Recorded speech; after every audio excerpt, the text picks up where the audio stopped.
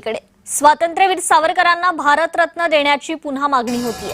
अखिल भारत हिंदू महासभा संघटना पंतप्रधानांची भेट घेणार आहे। महासभेचे नवनिर्वाचित अध्यक्ष महंत अनिकेत शास्त्री यांनी ही माहिती दिलेली आहे। सावरकरांना भारतरत्न देण्याची मागणी अनेक वर्षांपासून प्रलंबित आहे। या सगळ्या संदर्भात महंत आणि शास्त्री यांच्याशी बातचीत केली आमचे नाशिकचे प्रतिनिधी। पाहूया।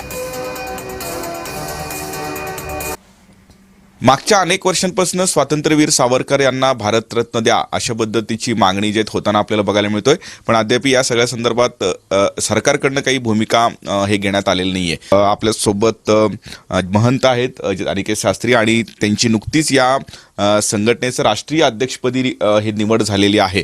आपण खरं तर या सगळ्या संदर्भात आणखीन एकदा पंतप्रधानांना भेटण्याची सुद्धा तयारी केलेली आहे। काय मागणी असणार आहे?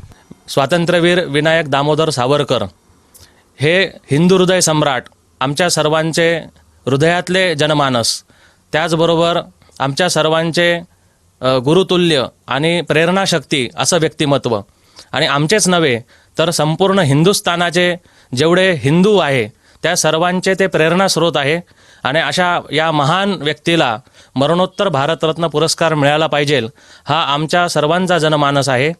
आणि मी तर म्हणेल सावरकरजी हे भारतरत्नाच्याही पलीकडचं व्यक्तिमत्व आहे, परंतु आमच्या सर्वांच्या भावना असल्यामुळे त्यांना भारत सरकारने भारतरत्न हा पुरस्कार जाहीर करावा आणि त्यासाठी आम्ही योग्य तो पाठपुरावा सरकारकडे इथून पुढे अजून आक्रमकरित्या करणार आहोत।